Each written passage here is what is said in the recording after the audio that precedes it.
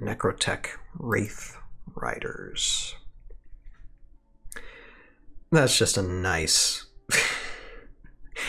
I think out of all these, this was the coolest fan art. Or not fan art, but, you know, concept art. Just... yeah, that is so cool. Alright. Here we go. Floating in the void of space, bereft of air to breathe or dirt to touch, the Necrotech Wraithriders were doomed by their planet's destruction to a harrowing unlife of endless loneliness. In a desperate gambit, these three linked their chains, holding their bodies close together and preventing total isolation in the void of space. The Wraithriders cannot remember what their chains were used for. Probably they were meant for war, and the Wraithriders were many in number. That doesn't matter to them now. Now there are only three, and they will cling to one another until the end of time. That's not a bad bit of lore. That gives them a little bit of personality.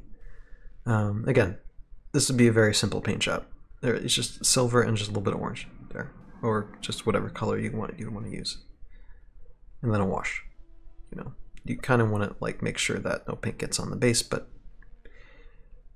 yeah. And I like the sculpts. The sculpts are just so nice. Oh my goodness, they're so nice. All right, let's take a look at the stats of these cards. Okay, let's see here. Isonec, Unique Squad, Marauder, Wild, Medium 5. Life of 2, another 2 life squad. Ah, love it. Move of 8. Boom. Wow. Move 8. Well, of course, there's a rolling movement thing, but we'll get to that in a second. No decals on the bases anymore, says Team Ski. Yeah, I know, but if they would have decals on the bases, though, that would mean probably another. I mean, this was a ballpark guess, but it would probably be another extra $10, extra $5 to $10 per miniature if there were stickers on them. I think it's just something we gotta live with, we gotta deal with. I mean, I'm like, here, let me show you guys something.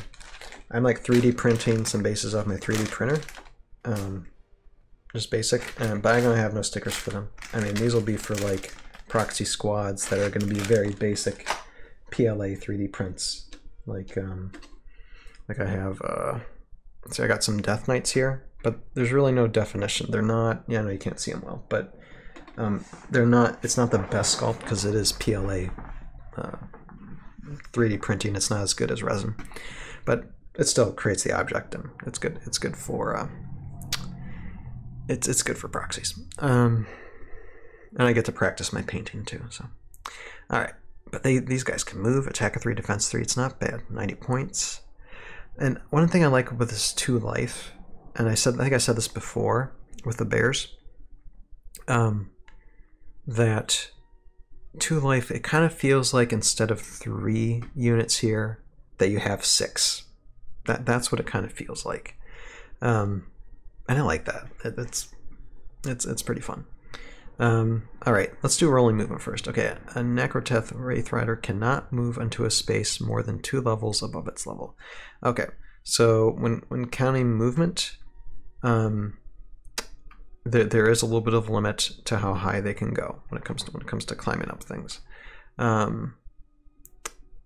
So that's the only thing that's one way that they can limit their movement. They can't climb up too far, but they don't have legs. They're just a rolling ball, you know. So, and Team Ski's level 2 limit on movement. Ouch. Yep, that's the thing. So you want to make sure you have you're going to be in a battlefield with them with a flat surface. So when it comes to tournament play, I mean, the good news with tournament play, that you tend not to go too high levels with things usually. I mean, yes, you have like bumps in places, but they could probably still get around. So, I mean, I can understand, and the limiting of the movement does kind of balance them out a little bit more too. I mean, because if you didn't have rolling movement, then the point value would probably be a little bit higher. It'd probably be busting over 100. At least that's how I would do it. I mean, I'm no game designer, but that's what I would do. Chain grab 9. After moving before attacking with the Necrotech Wraithriders, one at a time, Each Wraithrider may choose an enemy small or medium figure within 3 clear sight spaces whose level is no more than 11 levels above that Wraithrider's level or 6 levels below that Wraithrider's level. Roll a 20-sided die if you roll a 9 or higher. Okay, counting on 20-sided die roll here. Place the chosen figure on any empty same level space adjacent to Wraithrider. Figures moved by chain grab do not take leave engagement attacks. A figure can only be moved by chain grab once each turn. Okay. So okay. So you can only move a figure once. Okay. Let's see here. What's Justin saying? I'm assuming. Oh, I missed that. I'm sorry, Justin. I'm assuming Ironforge will also be Isonic. I'm thinking Ironforge Manticore. Oh my goodness, I can't wait for that one to come out. Yeah, my guess is probably as Isonic too. Yeah, that would be interesting.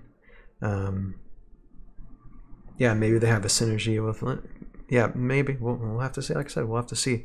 Like I said, I think Isonics are going to be really fun to play with. But okay, so chain grab. So this is basically another thing like come over here type movement. Again, dependent on a 20-sided die. So this might be, let's see here, another way to.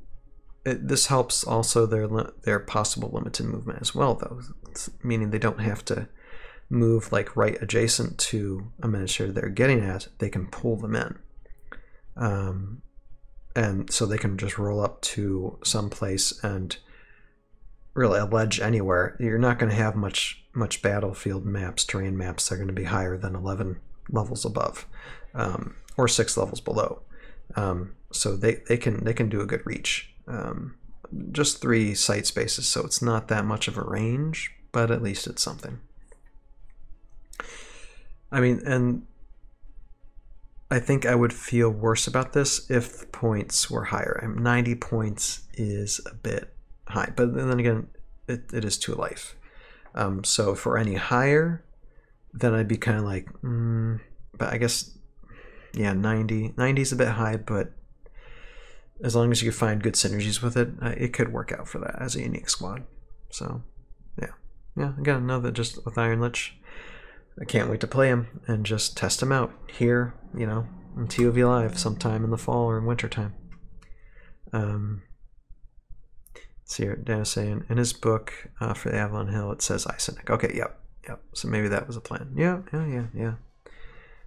Yeah, we'll have to see. I can't wait till that one comes out. Yeah, I know exactly. I mean, I'm not familiar. I don't remember all the Avalon Hill stuff, but I remember Ironforge.